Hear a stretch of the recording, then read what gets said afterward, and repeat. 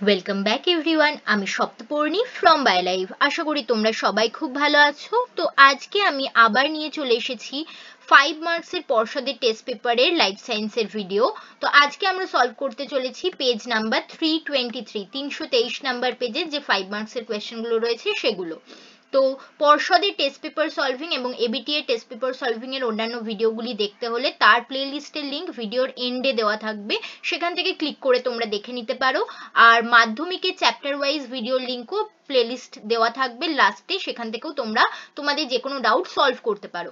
এছাড়া ভিডিও ভালো লাগলে দরকারের মনে হলে অবশ্যই লাইক, শেয়ার এবং কমেন্ট করতে ভুলো না, এবং অবশ্যই চ্যানেলটাকে নিচে দেওয়া বেল বাটন প্রেস করে সাবস্ক্রাইব করে রাখো, যাতে এরপর যতগুলো আমি 5 মার্কসের ভিডিও দেব বা তারপর আমি সাজেশন দেবো লাইফ সায়েন্সে, সেগুলোর ভিডিও তোমরা সবার আগে সবচেয়ে তাড়াতাড়ি পেতে পারো, কারণ এক্সাম কিন্তু এগিয়ে এসেছে।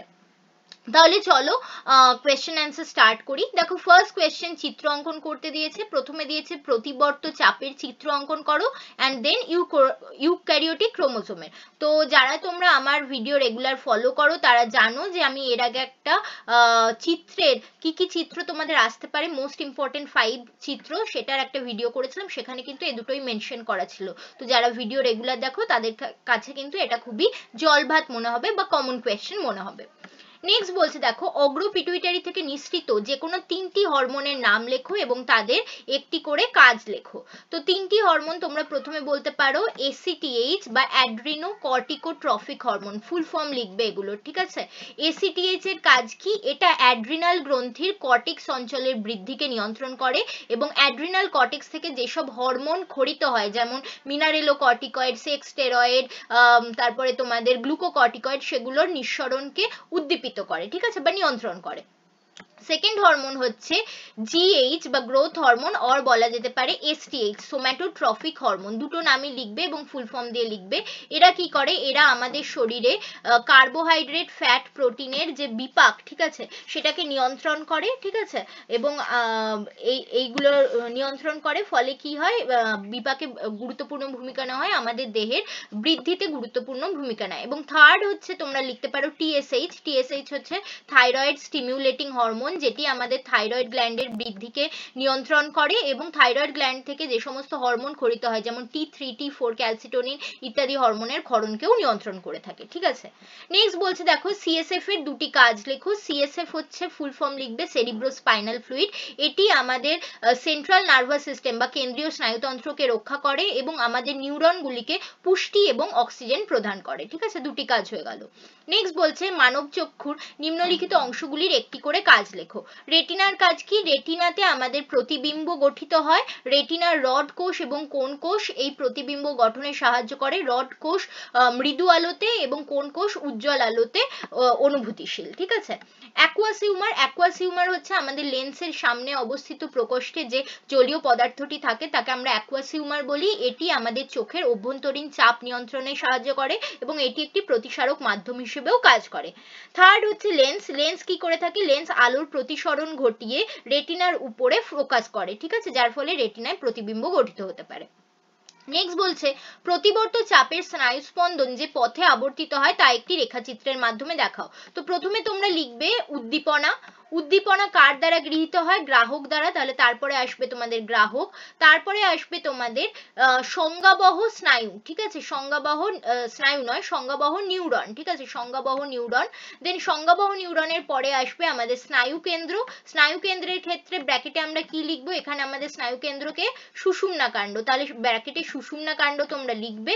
এবং আরো একটা জিনিস ব্র্যাকেটে লিখবে বা নিচে এখানে লিখবে, এখানে সংজ্ঞা আজ্ঞায় পরিণত হয়। তো সংজ্ঞা টু আজ্ঞা, এটাও কিন্তু এর নিচে মেনশন করবে, ঠিক আছে। তারপরে দেখো, স্নায়ু কেন্দ্র থেকে তারপরে আমরা যাব হচ্ছে আজ্ঞাবহ নিউরনে যাব, আজ্ঞাবহ নিউরনে যাব, ওকে। অ্যান্ড আলটিমেটলি সেখান থেকে আসবে আমাদের কারক অঙ্গে, কারক অঙ্গ, এবং তার থেকে আলটিমেটলি আসবে আমাদের সাড়া প্রদান বা প্রতিবর্ত ক্রিয়া, ঠিক আছে, সাড়া প্রদান বা এখানে লিখবো আমরা প্রতিবর্ত ক্রিয়া, ঠিক আছে। তাহলে এইটাই হচ্ছে কমপ্লিট রেখাচিত্র। চলো নেক্সট কোয়েশ্চেন যাচ্ছি। উদ্ভিদ ও প্রাণী কোষ বিভাজনে সাইটোকাইনেসিস পদ্ধতির পার্থক্য লেখো। দেখো 3 মার্কস রয়েছে, বাট পার্থক্য তো খুবই কম, ঠিক আছে। সাইটোকাইনেসিসে কি হয়? উদ্ভিদের ক্ষেত্রে প্রথমে ফ্র্যাগমোপ্লাস্ট গঠিত হয় এবং তারপরে সেই ফ্র্যাগমোপ্লাস্ট সেল প্লেট বা কোষপাত গঠন করে এবং একটি উদ্ভিদ কোষ থেকে দুটি অপত্য উদ্ভিদ কোষ তৈরি হয়, সাইটোপ্লাজমের বিভাজন হয়। whereas প্রাণী কোষে প্রথমে অ্যানাফেজ দশায় স্টেম বডি গঠিত হয়, সেই স্টেম বডি থেকে যে কোষ পর্দা থাকে সেটা উভয় দিকে ক্লিভেজ পদ্ধতির মাধ্যমে দুটি অপত্য কোষ তৈরি করে। বাট এখানে যেহেতু তোমাদের 3 মার্কস রয়েছে, আমি রেকমেন্ড করব উদ্ভিদ এবং প্রাণী কোষের আলাদা করে সাইটোকাইনেসিসের দুটো ছবি তোমরা এখানে দেবে, না হলে কিন্তু তোমরা 3 মার্কস কমপ্লিটলি পাবে না। নেক্সট বলছে দেখো মাইটোসিস কোষ বিভাজনে প্রোফেজ এবং টেলোফেজ পারস্পরিক বৈশিষ্ট্যগত বৈপরীত্য আলোচনা করো। তো অনেকগুলো বিপরীত বৈশিষ্ট্য রয়েছে, যেমন প্রোফেজে কি হয়, ক্রোম্যাটিন জালিকা জল বিয়োজন ঘটিয়ে ঘনীভূত হয় এবং ক্রোমোজোম সৃষ্টি করে। whereas টেলোফেজে ক্রোমোজোম থেকে জল কি করে, ক্রোমোজোমে কিন্তু জল শোষিত হয়ে সেটা কিন্তু তার কুণ্ডলীকরণ কমে গিয়ে সেটা কিন্তু ক্রোম্যাটিন জালিকাতে পরিণত হয়, ঠিক আছে। নেক্সট হচ্ছে দেখো প্রোফেজ দশার শেষের দিকে নিউক্লিয় পর্দা কমপ্লিটলি বিলুপ্ত হয়ে যায় এবং নিউক্লিওলাসও বিলুপ্ত হয়, whereas টেলোফেজে কিন্তু নিউক্লিয় পর্দা এবং নিউক্লিওলাসের পুনরাবির্ভাব ঘটে। প্রোফেজ দশার শেষ দিকে আমরা দেখতে পাই যে সেন্ট্রিওল, দুই মেরুদ থেকে সেন্ট্রিওলের থেকে বেমতন্তু গঠন হওয়া ধীরে ধীরে শুরু হয়, বাট টেলোফেজে কিন্তু এই বেমতন্তু গঠন শেষ হয়ে যায়, ঠিক আছে। এবং প্রোফেজ অবশ্যই প্রথম দশা আমাদের এম ফেজের, মাইটোসিসের এম ফেজের, আর টেলোফেজ হচ্ছে শেষ দশা, ঠিক আছে। তো এই হচ্ছে আমাদের চারটে পার্থক্য। নেক্সট বলছে ক্রোমোজোমের রাসায়নিক উপাদান ছকের সাহায্যে লেখো। তো ক্রোমোজোমের রাসায়নিক উপাদানের মধ্যে তোমরা প্রথমেই লিখবে প্রোটিন এবং নিউক্লিক অ্যাসিড, ঠিক আছে। প্রোটিনের মধ্যে আবার দুরকম প্রোটিন হয়, একটা হচ্ছে ক্ষারীয় আমাদের হিস্টোন প্রোটিন, হিস্টোন প্রোটিনের ব্র্যাকেটে লিখবে এটা ক্ষারীয় প্রোটিন। ক্ষারীয় প্রোটিন কি কি ধরনের অ্যামাইনো অ্যাসিড দিয়ে তৈরি সেটাও তোমরা এখানে মেনশন করবে, যেমন আর্জিনিন, লাইসিন, হিস্টিডিন ইত্যাদি অ্যামাইনো অ্যাসিড। আর নন হিস্টোন প্রোটিন যারা হচ্ছে আমলিক, ঠিক আছে, ব্র্যাকেটে লিখবে এরা আমলিক প্রোটিন, এবং এতে কি কি ধরনের অ্যামাইনো অ্যাসিড থাকে, ট্রিপ্টোফ্যান, টাইরোসিন ইত্যাদি ধরনের অ্যামাইনো অ্যাসিড থাকে। এরপর নিউক্লিক অ্যাসিডের জায়গায় তোমরা লিখবে ডিএনএ এবং আরএনএ, ঠিক আছে, ডিএনএ এবং আরএনএ এই দুটো তোমরা লিখবে। এবার ডিএনএ এবং আরএনএ আসলে কি, ডিএনএ হচ্ছে আমাদের ডিঅক্সি পলিনিউক্লিওটাইডের গঠন, এবং পলিনিউক্লিওটাইড, আরএনএ হচ্ছে পলিনিউক্লিওটাইড। তো দুটোই কি দিয়ে তৈরি, নিউক্লিওটাইড দ্বারা গঠিত। তো ডিএনএ এর ক্ষেত্রে নিউক্লিওটাইড মানে কি, ডিএনএ এর ক্ষেত্রে নিউক্লিওটাইড মানে হচ্ছে deoxy ribose sugar plus nitrogen base, ঠিক আছে। নাইট্রোজেন বেস কি কি থাকে লিখবে এটিজিসি, অ্যাডেনিন, থাইমিন, গুয়ানিন, সাইটোসিন, এই 4 রকমের নাইট্রোজেন বেস থাকে, সেটা আগে মেনশন করবে, ঠিক আছে। যার মধ্যে এ আর জি হচ্ছে পিউরিন, টি আর সি হচ্ছে পিরিমিডিন, সেটাও লিখবে, প্লাস ফসফেট গ্রুপ, ওকে। আর আরএনএ এর ক্ষেত্রে নিউক্লিওটাইড গঠিত হয় হচ্ছে রাইবোজ সুগার, ঠিক আছে, নাইট্রোজেন বেস, এখানে নাইট্রোজেন বেসের মধ্যে এটিজিসির জায়গায় টি এর জায়গায় থাকবে ইউরাসিল, এ ইউজিসি হবে, ঠিক আছে, এ ইউজিসি, যার মধ্যে এ আর জি হচ্ছে পিউরিন আর ইউ আর সি হচ্ছে পিরিমিডিন, ঠিক আছে, প্লাস ফসফেট গ্রুপ। এবং ডিএনএ এর ক্ষেত্রে ডিঅক্সিরাইবোজ সুগার এবং নাইট্রোজেন বেস মিলিয়ে নিউক্লিওসাইড গঠিত হয়, আর আরএনএ এর ক্ষেত্রে রাইবোজ সুগার আর নাইট্রোজেন বেস মিলিয়ে নিউক্লিওসাইড গঠিত হয়, এবং তার সাথে ফসফেট যুক্ত হলে নিউক্লিওটাইড গঠিত হয়। এরকম অনেক নিউক্লিওটাইড অর্থাৎ পলিনিউক্লিওটাইড পরপর ফসফোডাইএস্টার বন্ড দিয়ে যুক্ত হয়ে ডিএনএ আরএনএ গঠিত হয়, এগুলো তোমরা লিখবে, ঠিক আছে। ফুল 3 মার্কস তোমরা এখানে পেয়ে যাবে। নেক্সট বলছে নিম্নলিখিত বিষয়গুলির ভিত্তিতে ডিএনএ এবং আরএনএ এর পার্থক্য লেখো। প্রথমে বলেছে নাইট্রোজেন বেস। তো ডিএনএ এর ক্ষেত্রে দেখো পিউরিন হিসেবে থাকে অ্যাডেনিন, গুয়ানিন, আর পিরিমিডিন হিসেবে সাইটোসিন, থায়ামিন। বাট আরএনএ এর ক্ষেত্রে থায়ামিনের জায়গায় আমাদের পিরিমিডিনে থাকবে ইউরাসিল সাইটোসিন, আর পিউরিন হিসেবে অ্যাডেনিন, গুয়ানিন। নেক্সট বলছে গঠন, দেখো ডিএনএ দ্বিতন্ত্রী গঠন, প্যাঁচানো সিঁড়ির মতো দেখতে, আর আরএনএ হচ্ছে একতন্ত্রী গঠন, সাধারণত রেখাকার দেখতে হয়, ঠিক আছে। নেক্সট বলছে দেখো নেক্সট কোয়েশ্চেন, নিষ্ক্রিয় অঙ্গ কি রূপে বিবর্তনকে সমর্থন করছে। তো তোমরা যেহেতু 3 মার্কসের এভাবে লিখবে প্রথমেই, নিষ্ক্রিয় অঙ্গ কাকে বলে। দেখা যায় যে কিছু নির্দিষ্ট অঙ্গ কোনো জীবে সক্রিয় থাকলেও অন্যান্য জীবে সেটি আকারে ছোট হয়ে যায় এবং তার কার্যক্ষমতা লোপ পায়, এই ধরনের অঙ্গগুলিকে আমরা নিষ্ক্রিয় অঙ্গ বলি। উদাহরণ দেবে, যেমন মানুষের যেটি কক্সিস সেটাই বানরের ক্ষেত্রে কিন্তু, মানুষের যেটি নিষ্ক্রিয় কক্সিস সেটাই বানরের ক্ষেত্রে কিন্তু সক্রিয় লেজ হিসেবে থাকে, বা মানুষের ক্ষেত্রে যেটি নিষ্ক্রিয় অ্যাপেন্ডিক্স সেটাই গিনিপিগের ক্ষেত্রে সক্রিয় শিকাম হিসেবে থাকে। তো এর থেকে বোঝা যায় যে যাদের শরীরে নিষ্ক্রিয় অঙ্গ রয়েছে তাদের সঙ্গে সেই নিষ্ক্রিয় অঙ্গের সক্রিয় কাউন্টার পার্ট যাদের যে সমস্ত জীবেদের মধ্যে রয়েছে তাদের মধ্যে কোনো রকম রকম বিবর্তনের যোগসূত্র রয়েছে এবং বিবর্তনের কোনো ধারাতে কোনো সময় এই অঙ্গগুলির আর কোনো প্রয়োজন না হওয়ায়, অভিযোজনগত প্রয়োজন না থাকায় সেগুলি ধীরে ধীরে নিষ্ক্রিয় হয়ে গেছে। তো এভাবেই নিষ্ক্রিয় অঙ্গ কিন্তু বিবর্তনের যে যোগসূত্র সেটি বোঝাতে সাহায্য করে, ঠিক আছে। নেক্সট বলছে দেখো, মাছ এবং স্তন্যপায়ী প্রাণীদের হৃৎপিণ্ডের গঠনগত পরিবর্তন অভিব্যক্তির ধারা অনুযায়ী আলোচনা করো। তো এরকম যখন কোয়েশ্চেন আসবে তোমরা কিন্তু এরকম একটা বক্স করে, ঠিক আছে, বা এরকম স্কোয়ার এঁকে যে অলিন্দ নিলয় সেগুলি বোঝাবে। তো প্রথমে লিখবে মাছ, মাছের ক্ষেত্রে তোমরা লিখবে শুধুমাত্র অলিন্দ আর নিলয় থাকে, তাদের মধ্যে অলিন্দের কোনো ভাগ থাকে না, নিলয়ের কোনো ভাগ থাকে না, ঠিক আছে, দুটি প্রকোষ্ঠ নিয়ে গঠিত, ফলে রক্ত এখানে দূষিত রক্ত প্রবাহিত হয়। ওকে, এরপরে যখন আমরা যাচ্ছি হচ্ছে অ্যামফিবিয়ান্সদের ক্ষেত্রে বা উভচরদের ক্ষেত্রে, সেক্ষেত্রে আমরা দেখতে পাই অলিন্দের মাঝখানে আন্ত অলিন্দ পর্দা তৈরি হয়েছে, যার ফলে অলিন্দের বাঁ দিকে শুদ্ধ রক্ত আর ডান দিকে বিশুদ্ধ রক্ত প্রবাহিত হচ্ছে। বাট নিলয়ে যেহেতু কোনো রকম মাঝখানে পর্দা নেই, তাই নিলয়ে কিন্তু মিশ্র রক্ত প্রবাহিত হচ্ছে। এটা হচ্ছে উভচরদের ক্ষেত্রে। এরপরে আমরা যাব সরীসৃপদের ক্ষেত্রে। সরীসৃপদের ক্ষেত্রে আমরা দেখতে পাবো অলিন্দ তো আলাদা হয়ে গেছেই, সরি এটা হবে না, সরীসৃপদের ছবিটা হবে এরকম। সরীসৃপদের ক্ষেত্রে অলিন্দ তো দুটো ভাগে অলরেডি বিভক্ত ছিলই, বাট এখানে আমরা দেখতে পাবো, এটাও ভুল হচ্ছে ছবিটা, এক সেকেন্ড আমাকে একটু ড্র করে নিতে দাও এটা।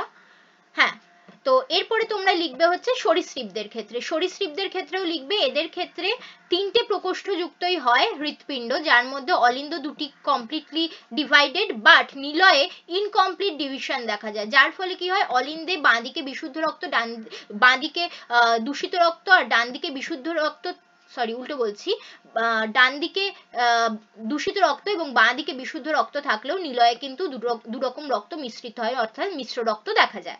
এরপরে তোমরা পাখি এবং স্তন্যপায়ীদের ক্ষেত্রে লিখবে কমপ্লিটলি ডিভাইডেড দুটি অলিন্দ দেখা যায় এবং কমপ্লিটলি ডিভাইডেড দুটি নিলয় দেখা যায়, যার ফলে হৃৎপিণ্ডের ডান দিকে সবসময় দূষিত রক্ত এবং বাঁ দিকে সবসময় বিশুদ্ধ রক্ত প্রবাহিত হয়। তবে পাখিদের ক্ষেত্রে হৃৎপিণ্ডের বাঁ দিকে যে আমাদের নিলয় রয়েছে তার থেকে রক্ত আমাদের যে ডান দিক মুখী মহাধমনীর সাহায্যে সারা শরীরে ছড়িয়ে যায়, বাট স্তন্যপায়ীদের ক্ষেত্রে বাঁ দিক মুখী মহাধমনীর সাহায্যে সারা দেহে ছড়িয়ে যায়, ঠিক আছে। তো এখানে একমাত্র আমরা দেখতে পাচ্ছি কমপ্লিটলি বিশুদ্ধ এবং দূষিত রক্ত আলাদা হয়ে যাচ্ছে। আর সরীসৃপদের ক্ষেত্রে কুমিরেও কিন্তু চারটি কমপ্লিটলি ডিভাইডেড হৃৎপিণ্ডের প্রকোষ্ঠ দেখা যায়, সেটাও লিখবে, ঠিক আছে। নেক্সট বলছে দেখো, উটের অতিরিক্ত জল ক্ষয় সহনের তিনটি অভিযোজনগত বৈশিষ্ট্য লেখো। যে কোনো তিনটে তোমরা লিখতে পারো। প্রথম লিখতে পারো যে উটের দেহত্বক ভীষণ চামড়া মোটা হয়, যাতে তার মধ্যে দিয়ে কখনোই কোনোভাবে অতিরিক্ত জল বাষ্পীভূত হয়ে যেতে পারে না। সেকেন্ড তোমরা লিখতে পারো উটের যে কুঁজ থাকে তাতে যে ফ্যাট থাকে, সেই ফ্যাট বিপাক প্রক্রিয়ায় ভেঙে গিয়ে ফিজিওলজিক্যাল ওয়াটার তৈরি করে বা জল তৈরি করে, যা দেহে বিভিন্ন অংশে পৌঁছে যায় দরকারের সময়।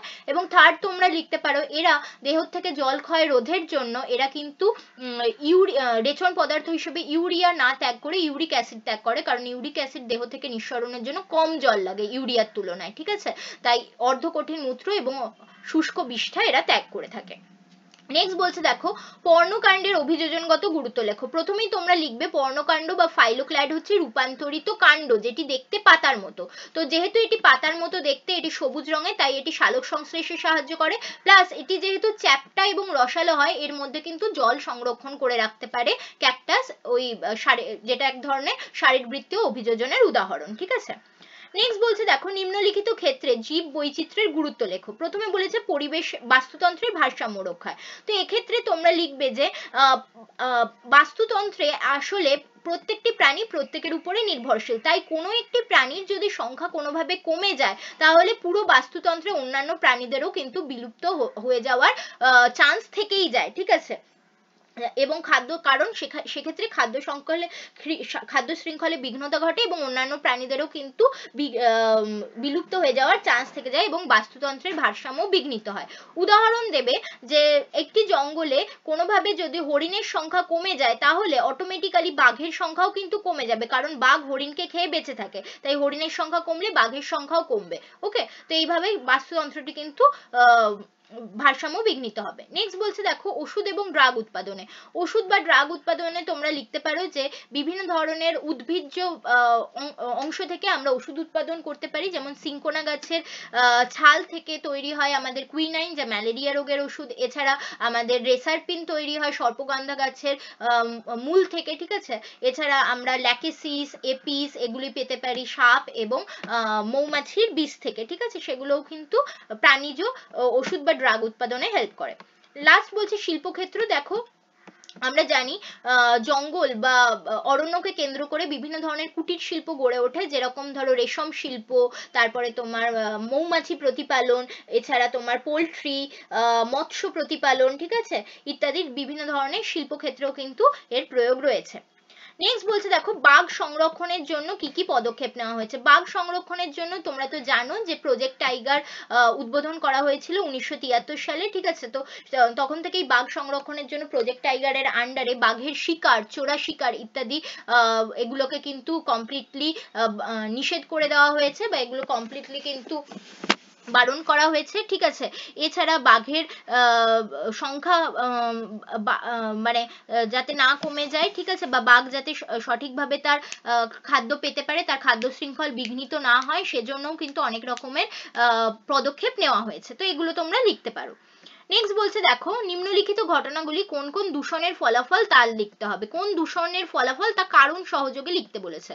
Stone cancer. স্টোন ক্যান্সার হচ্ছে আমাদের অ্যাসিড বৃষ্টির ফলে হয়ে থাকে। অ্যাসিড বৃষ্টি হচ্ছে আমাদের বায়ু দূষণের ফলাফল, ঠিক আছে। এবং কারণ সহযোগে লিখতে হবে, তোমরা লিখবে যে বায়ুতে নাইট্রোজেনের অক্সাইড, তারপর সালফার ডাই অক্সাইড ইত্যাদির পরিমাণ বেড়ে গেলে তার জলের সাথে, বৃষ্টির জলের সাথে অ্যাসিড রূপে নিচে নেমে আসে, এবং যে সমস্ত মার্বেলের সৌধ রয়েছে সেই সমস্ত মার্বেলের সৌধের ক্যালসিয়াম কার্বনেটের সাথে সেই অ্যাসিড রিয়াকশন করে জিপসাম গঠন করে এবং স্টোন ক্যান্সার গঠিত হয়। নেক্সট হচ্ছে ইউট্রোফিকেশন। ইউট্রোফিকেশন হচ্ছে জল দূষণের ফলে হয়ে থাকে। ইউট্রোফিকেশনে কি হয়, জলাশয় কোনোভাবে ফসফেট জাতীয় সার বা ডিটারজেন্টের পরিমাণ বৃদ্ধি পেলে জলে শৈবালের অত্যাধিক বৃদ্ধি ঘটে এবং জলে যে ডিজলভ অক্সিজেন বা দ্রবীভূত অক্সিজেনের পরিমাণ কমে যায়। এই ঘটনাকে আমরা ইউট্রোফিকেশন বলে থাকি। নেক্সট বলছে জীব বিবর্ধন। জীব বিবর্ধন বা জৈব বিবর্ধন আমাদের জল দূষণের ফলে হতে পারে, মাটি দূষণের ফলে হতে পারে, ঠিক আছে, এমনকি বায়ু দূষণের ফলেও হতে পারে। যেমন উদাহরণ দেবে তোমরা ডিডিটির উদাহরণ। ডিডিটি একবার কৃষিক্ষেত্র থেকে যদি জলে এসে মেশে, তাহলে কিভাবে সেই ডিডিটি খাদ্য শৃঙ্খলের প্রতিটি পর্যায়ে আস্তে আস্তে আস্তে আস্তে তার অ্যামাউন্ট বাড়াতে থাকে, গাঢ়ত্ব বাড়তে থাকে। খাদ্য শৃঙ্খলে যত আমরা উপর দিকে উঠি, প্রত্যেকটি ট্রফিক লেভেলে তার গাঢ়ত্ব বাড়তে থাকে, এবং প্রত্যেকটি প্রাণীর শরীরে তার গাঢ়ত্ব বাড়ার ফলে তারা কিন্তু ক্ষতির সম্মুখীন হয়। ওজোন গহ্বর, এটি ক্লিয়ারলি বায়ু দূষণের ফলাফল। ওজোন গহ্বরের কিভাবে হয়, যে ধরো সিএফসি বা ক্লোরোফ্লুরোকার্বন যেটাকে তোমরা বলো, বা হাইড্রোক্লোরোফ্লুরোকার্বন এইচসিএফসি, এছাড়া রয়েছে হ্যালন, ঠিক আছে, হ্যালন রয়েছে, তারপরে তোমার রয়েছে আচ্ছা এক এক করে বলে দিই। সিএফসি, এইচসিএফসি আমরা রেফ্রিজারেটর থেকে পেয়ে থাকি, তারপর এসিড থেকে পাওয়া যায়, ঠিক আছে। এছাড়া তোমার হ্যালন পাওয়া যায় হচ্ছে আমরা অগ্নি নির্বাপক যন্ত্র যে থাকে সেখান থেকে। মিথাইল ব্রোমাইড, মিথাইল ব্রোমাইড পাওয়া যায় আমাদের কীটনাশক থেকে, ইত্যাদির মধ্যে যে ক্লোরিন এবং ব্রোমিন থাকে তা যখন ওজনের সাথে রিয়াক্ট করে, তোমরা জানো আমাদের পৃথিবীর অ্যাটমসফিয়ারে আমরা ওজোন লেয়ার দেখতে পাই, তো ক্লোরিন বা ব্রোমিন যখন ওজনের সাথে রিয়াক্ট করে তখন সেটাকে অক্সিজেনে পরিণত করে এবং ক্লোরিন বা ব্রোমিন মনো অক্সাইডে পরিণত হয়। এর ফলে কি হয়, ওজোন লেয়ার ধ্বংসপ্রাপ্ত হয়। এবং তোমরা জানো ওজোন লেয়ার আমাদের পৃথিবীকে কিন্তু ইউভি রশ্মির হাত থেকে রক্ষা করে, ঠিক আছে। তো যার ফলে কিন্তু পৃথিবীতে ইউভি রশ্মি এসে পৌঁছায় এবং বিভিন্ন ধরনের সমস্যা দেখা দিতে পারে। নেক্সট বলছি শৈবাল ব্লুম। শৈবাল ব্লুমও কিন্তু জল দূষণের ফলে হয়। এটাও সেম ইউট্রোফিকেশনের মতোই রিজন, যে কোনো কারণে জলে যদি ফসফেট এবং ডিটারজেন্টের পরিমাণ বেড়ে যায়, তাহলে অত্যাধিক পরিমাণে শৈবাল জন্মায় এবং সেই শৈবালের যখন পচন ঘটে তখন তাকে আমরা বলি শৈবাল ব্লুম, ঠিক আছে। নেক্সট বলছে দেখো ক্রমবর্ধমান জনসংখ্যা তিনটি সমস্যা আলোচনা করো। দেখো অনেকগুলি সমস্যা রয়েছে, যে কোনো তিনটি তোমরা আলোচনা করতে পারো। প্রথম আমি বলবো হচ্ছে বিশ্ব উষ্ণায়ন, ঠিক আছে। ক্রমবর্ধমান জনসংখ্যা হওয়ার ফলে অধিক পরিমাণে বিভিন্ন ধরনের যন্ত্র, বিভিন্ন ধরনের মোটর গাড়ি ইত্যাদি ইউজ হচ্ছে, কলকারখানায় বিভিন্ন ইউজ হচ্ছে, যার ফলে কি হচ্ছে, গ্রিন হাউস গ্যাসের পরিমাণ বৃদ্ধি পাচ্ছে এবং এই গ্রিন হাউস গ্যাস পৃথিবীর যে গড় উষ্ণতা তা বৃদ্ধি করছে। এটি একটি সমস্যা, বিশ্ব উষ্ণায়ন। সেকেন্ড হচ্ছে অরণ্য ধ্বংস। যত বেশি জনসংখ্যা বাড়ছে, মানুষ কৃষিকাজের জন্য বা নগর স্থাপনের জন্য অরণ্যকে ধ্বংস করছে, ফলে অরণ্যে যে জীবজন্তু তাদের সংখ্যা কমে যাচ্ছে এবং তারা কিন্তু খাদ্য সংকটে পড়ছে এবং তারা অনেক সময় কিন্তু মানুষের সংস্পর্শে চলে আসছে, তখন মানুষ তাদেরকে মেরে ফেলছে। থার্ড হচ্ছে জলাভূমি ধ্বংস। তোমরা জানো যে নগরায়নের ফলে জলাভূমিকে ধ্বংস করে বা বুঝিয়ে সেখানে বড় বড় ফ্ল্যাট বাড়ি তোলা হচ্ছে, যার ফলে কি হচ্ছে, জলাভূমি ধ্বংস হওয়ার ফলে জলাভূমি যেহেতু আমাদের প্রকৃতির বৃক্ষ, সেটা যেহেতু নোংরা জলকে ফিল্টার করে দূষক পদার্থ এবং জলকে আলাদা করতে সাহায্য করতো, ফলে জলাভূমি ধ্বংসের ফলে কিন্তু প্রাকৃতিক অনেক রকম সমস্যা দেখা দিচ্ছে।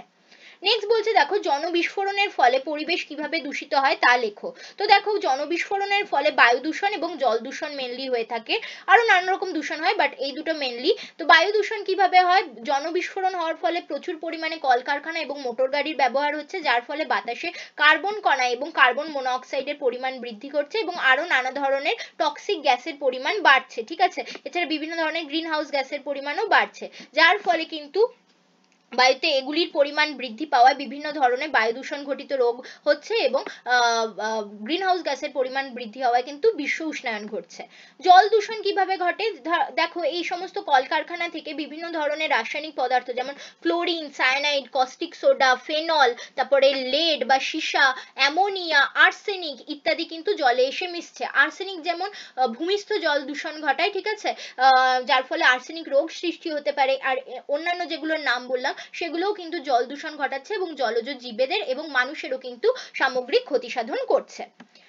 নেক্সট বলছে দেখো লাস্ট কোয়েশ্চেন, অভয়ারণ্য, জাতীয় উদ্যান এবং সংরক্ষিত বনের একটি করে বৈশিষ্ট্য লেখো এবং একটি করে উদাহরণ দাও, ঠিক আছে। তো এখানে তোমরা কি কি লিখবে, এখানে তোমরা লিখতে পারো যে জাতীয় উদ্যান, প্রথমে জাতীয় উদ্যান বা ন্যাশনাল পার্কের কথা বলি, এটি হচ্ছে IUCN এর ক্যাটাগরি 2 এর আন্ডারে আসে।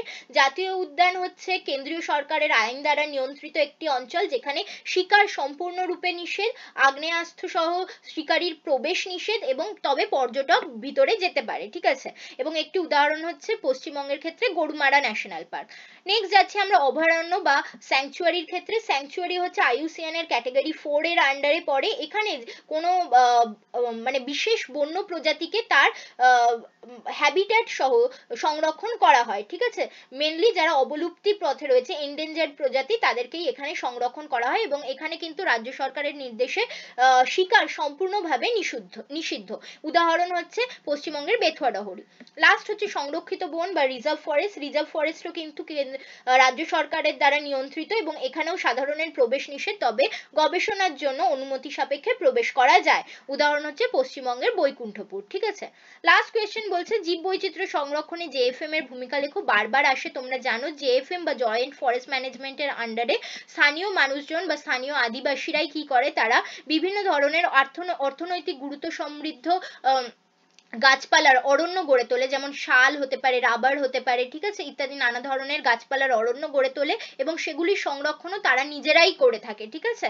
তো ফলে কি হয়, সেই অঞ্চলে সামগ্রিক অর্থনৈতিক উন্নতি সাধনও হয়। তারা যখন সেই অরণ্যের যে ফসল বা সেই অরণ্যের যে পদার্থ, ঠিক আছে, সেগুলোকে ইউজ করে, সেগুলোকে জঙ্গলে সেগুলো ইউজ করে, তখন তাদেরই কিন্তু অর্থনৈতিক সামগ্রিক ভালো হয়ে থাকে, ঠিক আছে, বা সুবিধা হয়ে থাকে। তো এই ছিল আমাদের পেজ নাম্বার 323 এর টোটাল 17টা কোয়েশ্চেন ব্যাখ্যা সহ। আশা করি ভিডিও তোমাদের ভালো লেগেছে। ভালো লাগলে অবশ্যই লাইক, শেয়ার, কমেন্ট করতে ভুলো না এবং অবশ্যই চ্যানেলটাকে সাবস্ক্রাইব করে রেখো এবং অবশ্যই এরপরে আমি যে প্লেলিস্টগুলো দিচ্ছি ভিডিওর এন্ডে, সেগুলোকে ফলো করতে ভুলো না। Thanks for watching and happy learning.